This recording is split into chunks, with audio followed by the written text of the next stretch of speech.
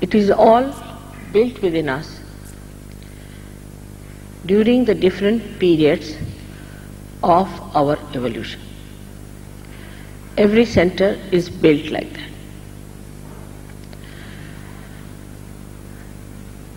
Now all this is built like a pathway.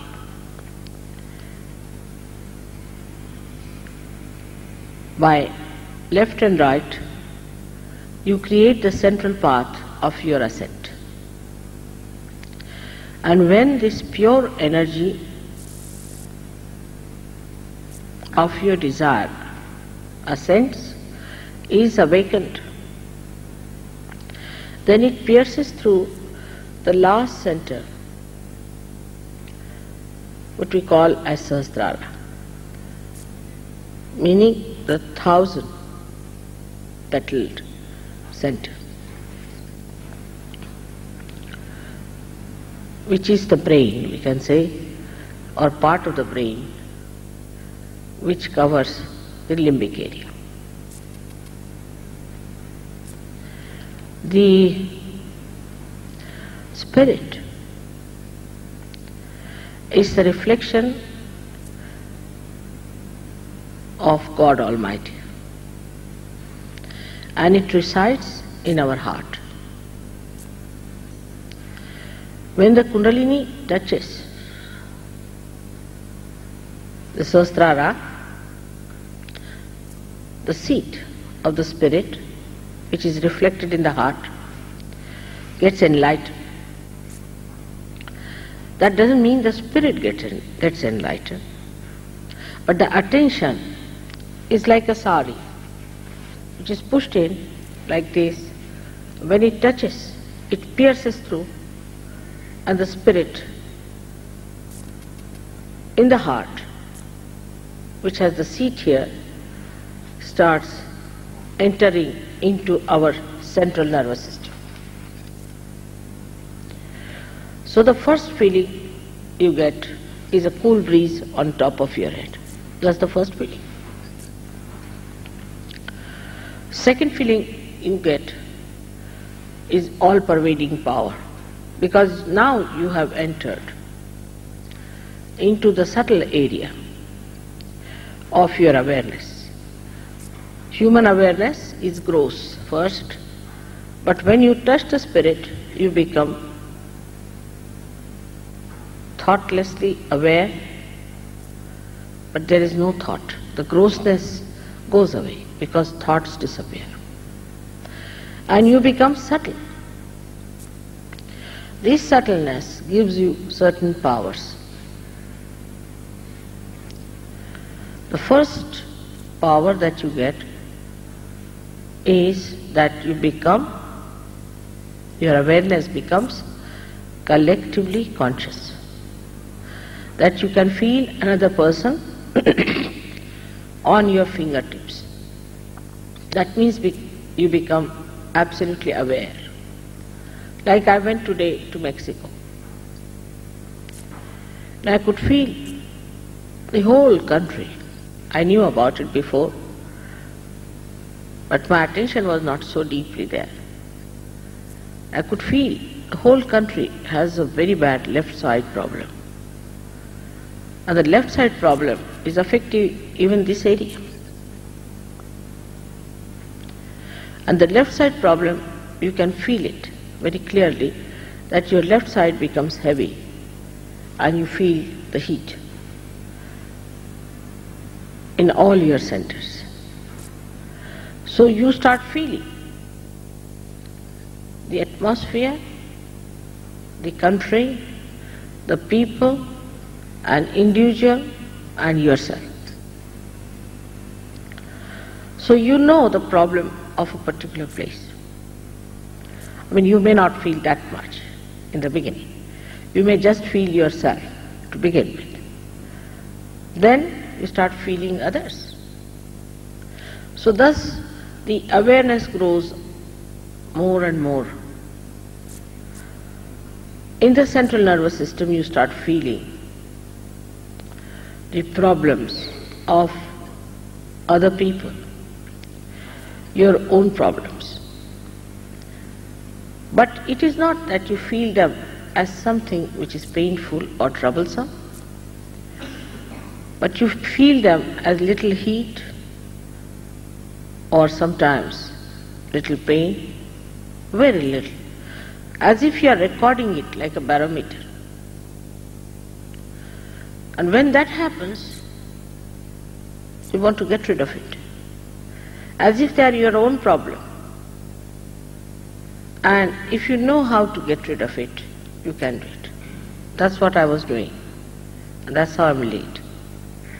Something on the collective. If you are working on something, you want to finish the job, and then you want to attend to another. Don't want to leave something half done. For human beings, it is difficult in the beginning, because from human awareness you are rising to superhumanness, or you can call it to super awareness, into a subtler awareness. So first the awareness is gross, and then your awareness becomes subtler. But with that, you do not feel in any way uncomfortable or upset, because you become extremely powerful, such power of compassion that you don't feel anything, no pain, no problems. The illusions disappear completely. There's no more illusion in the mind. Like people say that when you face something, you are filled with greed or lust. But when your eyes become pure, there is no greed or lust. But what happens? That you start feeling the oneness with another thing, whatever it is, in a way that it is joy-giving. Like you see someone,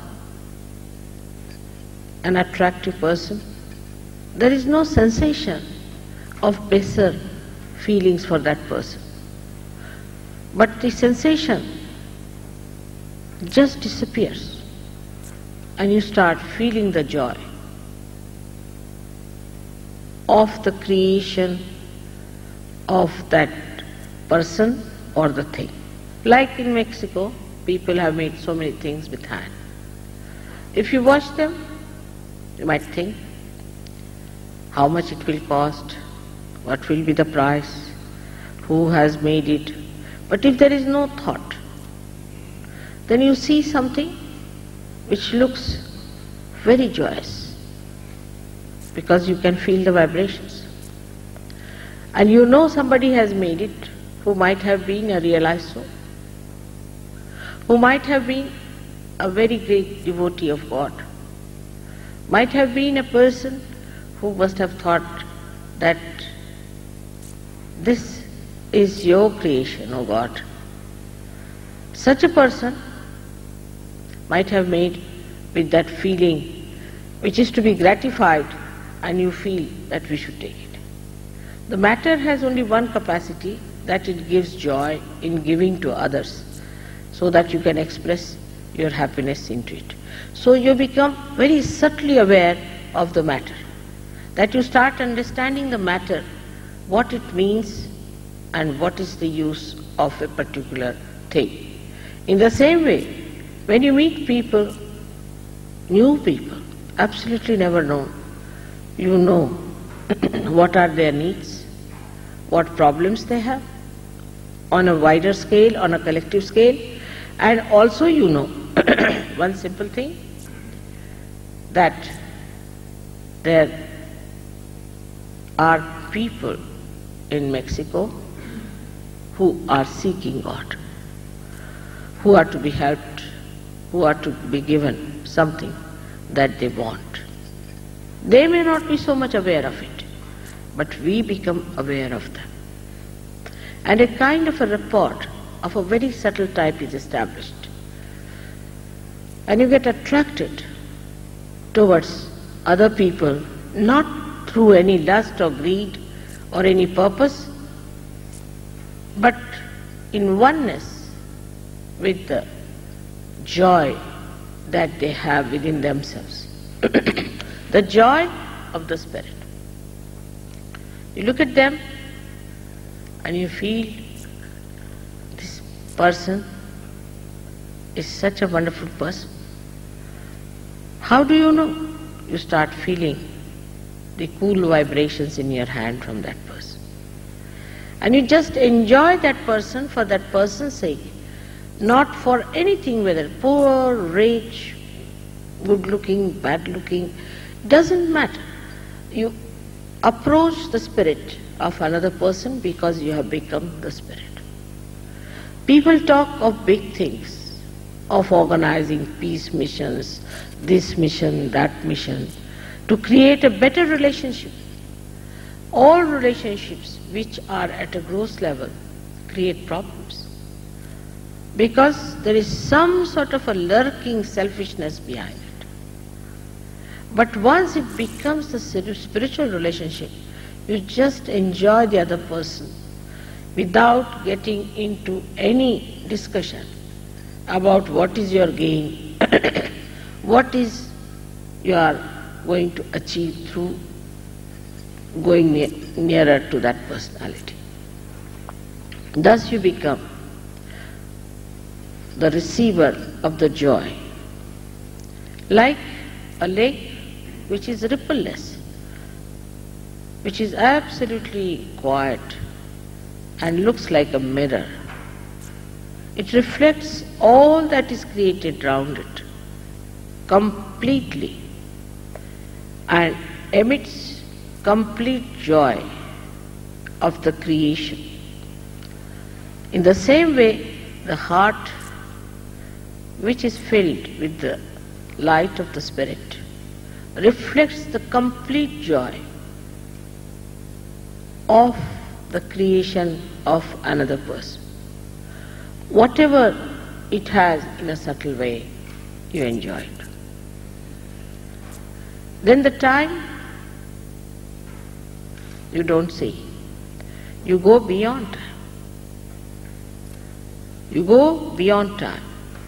You are not bothered about time. Everything has got a proper time. And you start understanding that this is the time it was to be. You don't become a slave of time.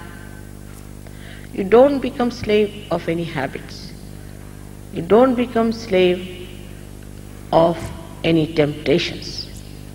But you enjoy the complete freedom of enjoying the joy